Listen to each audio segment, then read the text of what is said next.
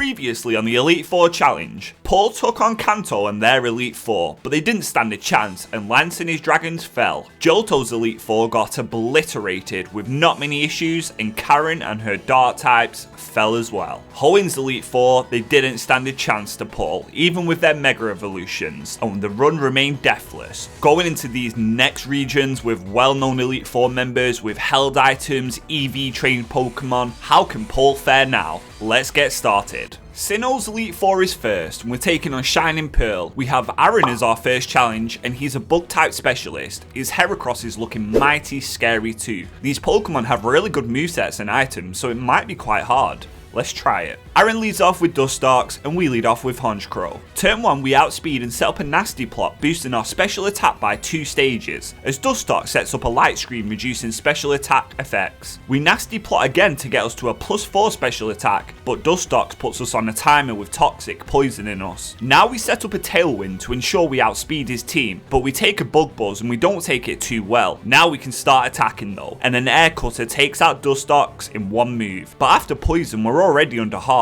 Heracross is out, and thanks to Tailwind we instantly neutralise this threat with a +4 Air Cutter, but Honchkrow is nearly out from poison. Beautifly is Aaron's next Pokemon, and we've got to switch. I go into Torterra and a Bug Buzz nearly takes us out as well. Our Tailwind's gone too, so we've got to swap again. I go into Electivire, who eats the Bug Buzz a lot better. The next turn we are faster, and a super effective Wild Charge obliterates the Butterfly. Aaron's next Pokemon is Vespiquen. I don't really want to risk dying to Recoil or a Bug Buzz, so I swap into Aggron on a pretty pathetic attack order. We are faster than Vespiquen, and I set up some Stealth Rocks to hurt his last Pokemon. Vespiquen goes for a defense order, raising his defenses, but our Rock Slide still drops into the red as he activates his berry, healing himself. With a final Rock Slide we take down Vespiquen, only leaving one Pokemon left, and that's Drapion. Drapion can hurt the majority of our team, but I've sort of got an answer, and that's Ursaring. On the swap we actually dodge an Earthquake thanks to the friendship mechanic, and Ursaring having max friendship, but this mechanic's got to go, so I'll make sure he doesn't like me after this fight. Drapion hits a Cross Poison, bringing us to half as we bring him to a Slither from an Earthquake. Aaron now heals up Drapion, but it's in vain as we bring him straight back down with another Earthquake. Drapion hits another Cross Poison, but Ursaring tanks it like a champ, and with a final Earthquake we beat our first Elite Four member of Sinnoh. Second of the Sinnoh Elite Four we have Bertha, the ground type specialist, and the bane of many electric and fire type runs. We do have an answer to her team though, and that answer is Torterra, and she leads off with Quagsire. It's 4 times weak to grass, so a super effective Wood Hammer from our grass turtle demolishes him for an easy one-hit knockout. The downside is we take a hefty amount of recoil per hit. Second she sends out Whiscash, another Pokemon 4 times weak to grass. We hit a Wood Hammer, but Whiscash has a Rindo Berry, but it doesn't matter, we're way too powerful, and we take down Whiscash in one move too. Our HP is demolished from recoil. On Sudowoodo, it's time to heal with Synthesis, and he hits a pretty weak low kick. We heal again to basically full before a double edge does a lot more than I hoped for. We now go for a third Wood Hammer, taking down Sudowoodo with ease. This is payback for my Platinum Fire only run, but let's not talk about that. Golem is her 4th Pokemon, and it's faster. An Earthquake brings us low, but we just Synthesis and regain way more HP. Golem keeps Earthquake in, and we can bring him to his sturdy with our own Earthquakes. Bertha now full restores, so we're safe to heal with Synthesis and try and gain HP back. We're now at a healthy amount, so I Earthquake to bring her all the way back down, but Bertha really doesn't want Golem to go down and she keeps healing, so I just keep attacking. Eventually we finally take down Golem while sitting in the green, which is perfect. Last but not least is Hippowdon. It has Ice Fang, but it's her last Pokemon, and we're close to a Torterra sweep. I have to risk it, so I stay in and go for a Wood Hammer, and yet again Torterra destroys another ground Pokemon, and that gives us a Torterra sweep. I'm really happy with that. Let's continue.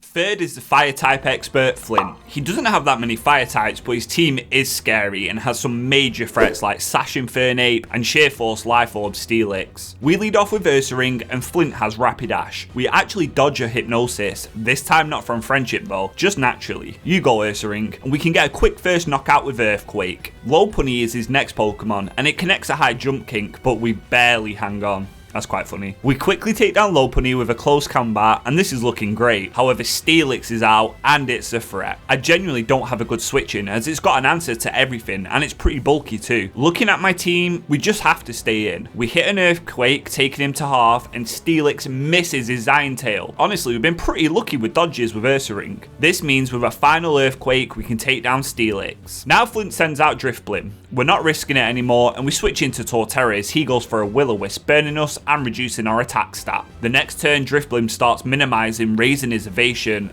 This is not good. We miss our Stone Edge as well. I can't afford to let it set up to max, and Torterra's weakened. We've got to switch, so I go into Aggron as he sets up another minimize. I need to get a Rocks now to break Infernape's Falcon Sash, but he goes for Baton Pass, and there's only one Pokemon it can be, Infernape. Our Rocks go up. Now we're in trouble. This thing's got a Focus Sash, and it's got a boost to evasions. I stay in with Aggron as his close combat brings us to Sturdy, lowering his defenses in the process. But of course we miss our Earthquake. We're in big trouble. I swap into Honchkrow, and the Mach Punch still does a massive amount to us. He then Thunder Punches us, which just straight up knocks us out. We could lose a run here. We go into Electivire, and Infernape close combat's nearly taken us out, but the Pokemon gods don't want the run to end yet, and we hit an Earthquake, bringing him down to his Focus Sash and consuming it. Flint will now full restore. We have to connect this Earthquake. Flint heals up, and we connect it. Despite losing Honchkrow and all the odds against us, we somehow pull through. What started as an easy fight quickly turned for the worst. Her last Pokemon is Drifblim. It takes some damage to Stealth Rocks, and this looks like a close call if we can survive the recoil, but I don't want it to start minimizing again. It's faster and minimizes, but we land a Wild Charge, taking it down in just one electrifying attack, and our recoil puts us on only 6 HP, and with that, we beat Flint. That was way too close. It's a shame we're at 1 death, but let's keep it going. With a death under our belt now, we face the last of Sinnoh's Elite Four, and that's Lucian. He's a Psychic type specialist, but we do have a Weavile, so it could be easy, but I can't predict how these fights go. We add Gastrodon to our team to take over from the fallen Honchkrow. Lucian's lead is Mr. Mime, and we lead off with Aggron. Turn 1 it actually Psychics us for a little chunk of damage, and we set up our Stealth Rocks. The next turn he starts to set up screens, but he opts for Light Screen, which is a special defense boost, so Heavy Slam from our Aggron destroys Lucian's first Pokemon. Out next is Medicham. It's got huge power as an ability, and something on my team is about to take a massive hit. I genuinely have 0 switch-ins. Even Gastrodon can't take a high jump kick. So I make the decision to sacrifice Aggron out of all my team. RIP, dude. Now we send out Weavile. I need to chip away at him, I have no choice. We hit an Icicle Crash that does massive damage. Medicham high jump kicks, but misses, so he takes 50% of his HP and knocks himself out. Another dodge to save the day. Girafarig is Lucian's next Pokemon, and I hit a payback that does relatively good damage, and he sets up Trick Room, so slower Pokemon now move first. Lucian full restores, and I go for a Swords Dance, raising our attack by 2 stages. Girafarig now hits a Thunderbolt, but it doesn't do too much damage, and an Icicle Crash destroys him. Fourth, Lucian sends out Alakazam. The Trick Room works against him now. We are faster under Trick Room, so we take him out with another Ice move. Trick Room came in really handy then. Last, but the most annoying Pokemon on his team, Bronzong. It has Steel coverage for Weavile and Earthquake for Electivire. I go into Torterra, and I'm just going to save you the boring parts. We weaken him with Wood Hammers, and he full restores over and over and over. So on the turn, he resets up Trick Room. I go into Ursaring. Bronzong hits an Earthquake, nearly taking us out, but a Crunch from Ursaring seals the deal, defeating Lucian and Sinnoh's Elite Four. It's time to take on Univers.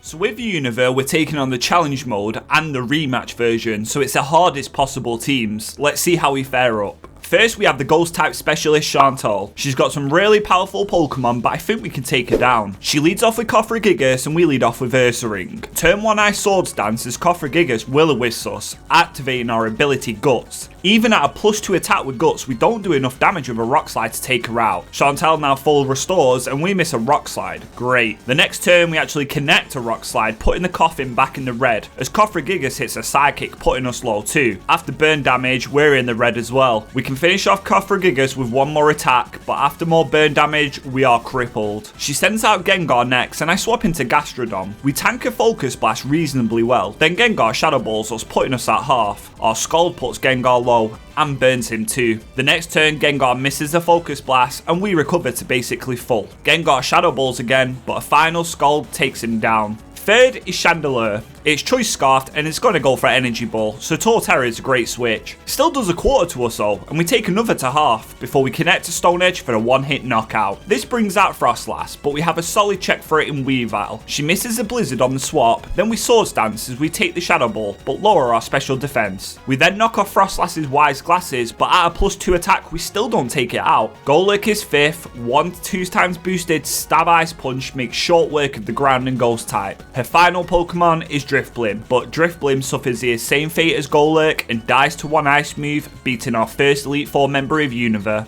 Second, I actually decide to face the Psychic Elite Four specialist, Caitlyn. We have a Drapion, so this should be very easy actually. Caitlyn's lead is Mushiana, and it can't really hurt us at all. It goes for a Hypnosis, but misses, so we set up a Swords Dance to get to a +2 attack. The second turn we get to a +4 attack with another Swords Dance, as we take a Charge Beam for very little damage. Now we one-shot Mushiana with an X-Scissor. Metagross is Caitlyn's answer, but we are faster, and a 4 times boosted Earthquake makes short work of him. Third is Alakazam. We are faster than this too, so a super effective X-Scissor takes him down. Fourth is Gallade. A Cross Poison gives Drapion yet another one-hit knockout. Fifth is Reuniclus, but like all of Caitlyn's Pokemon that stood before Drapion, he falls to a single bug type attack. Last is Gothitelle, but as you can guess, it's a one-hit knockout here also, giving Drapion its first time in the spotlight, and what better way than to sweep a Psychic Elite Four member. Let's move on to the third.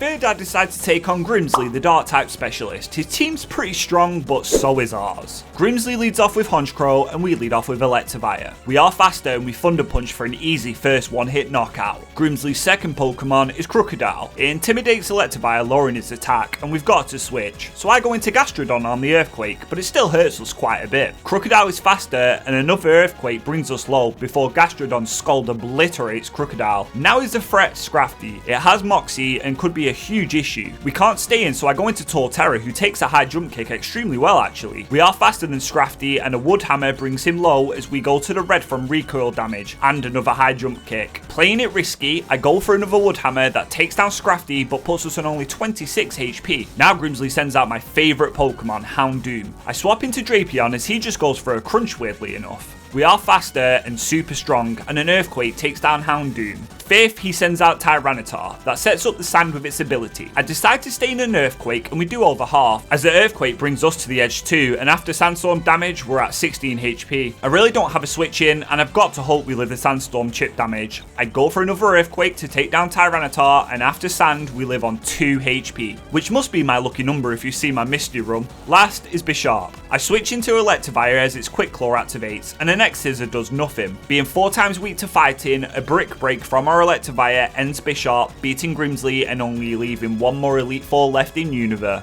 The last of the Elite Four of Unova is Marshall, the fighting type specialist. His team is really strong, and if we don't play smart, he could end our run. He leads off with Throw, and we lead off with Torterra. For some reason I Stone Edge, but he dodges it and hits a weak payback. I then set up Stealth Rocks to chip away at his team as he hits another weak payback. I then Stone Edge for nothing as it's resisted, and another payback brings us below half. However, that chip damage might have helped, as we take down Throw the next turn with an Earthquake. Second, Marshall sends out Mienshao. I swap to Gastrodon as it goes for a Fake Out. He then U-turns straight into Sork, because I went for a Recover to see if we could tank a move. Sork goes for Close Combat, doing massive damage as our Scald brings him to the red. Marshall will full restore, so I recover to put us both back at full HP. We take another Close Combat and Scald to bring him to his sturdy, but still no burn for us unfortunately. Sork decides to Poison Jab and poisons us as we just recover. We then take another Close Combat, putting us super low, and take out Sork with a burning Scald. But after poison damage, we're in the red, and Gastrodon is no use no more. Marshall sends out Mienshao again, and the Fake Outs come in. I don't really have many answers, so I go into Electivire, as the Pokemon gods look down on us again, and we dodge a high jump kick on the swap, so Mienshao loses half of his HP. We are faster, and a Thunder Punch takes him down. Conkeldurr is out next, and I stay in a Fire Punch, and we get the burn, as he hits a weak Hammer Arm. We Thunder Punch, bringing him to the red, as his Hammer Arm does way more damage now. We then take down Conkeldurr with a final electrifying punch. Marshall now sends out Machamp. I know we are probably faster, and I play stupidly risky here. I stay in and Thunder Punch, and we critical hit, taking down Machamp in just one move. This leaves his last Pokemon Lucario, but a Fire Punch makes quick work of him, and we get a pretty lucky deathless victory over Unova's Elite Four. I'll take it for sure though, we played it pretty well too. Time to move on to Kalos. Now it's time for Kalos, but it doesn't have any challenge mode or even a rematch team that's stronger, so I'm expecting some really easy fights, but you never know. I choose to take on Malva, the fire type Elite Four first. They only have 4 Pokemon too. We lead with Gastrodon and Malva leads with Pyro. It really doesn't hurt us and just spams Noble Roar, lowering our special attack and attack, as our Earth Power puts her in healing range. After a few full restores, Gastrodon takes down Pyro with 0 issues. Second is Talonflame. It has priority Brave Bird, and that does hurt, but our Scald hurts him badly. We take another Brave Bird, putting us lower before one more Scald finishes off Talonflame. On Torkoal, I swap to Drapion, who just sets up curses, so we get to a +4 in attack on our Drapion, then we proceed to take him out with an Earthquake. The last Pokemon is Chandelure, but we are faster, and a massively boosted Earthquake takes down our first member of the Kalos Elite Four. The second member of the Kalos Elite Four we take on is Showbolt. Probably said that wrong, but he's a water type specialist. Torterra can probably put in some solid work here though. We lead off with Torterra and he leads with Klawitzer. We are faster, and like always, a Wood Hammer from our Grass Turtle destroys his first Pokemon. Second, he sends out Gyarados, who intimidates us, lowering our attack. We take an Ice Fang that nearly takes us out, then we miss a Stone Edge. That's not good. We've got to switch, so into Electivire I go, as the Ice Fang doesn't do as much. With an electrifying Thunder Punch, Electivire picks up a knockout on Gyarados. Showball's third Pokemon is Barbarical. Our Thunder Punch doesn't quite do enough to take him out, and he hits us with a Stone Edge that critical hits and puts us on only 6 HP. That was super close. He now heals, but we bring him back down with another Thunder Punch. He heals yet again, but we just keep bringing him back down.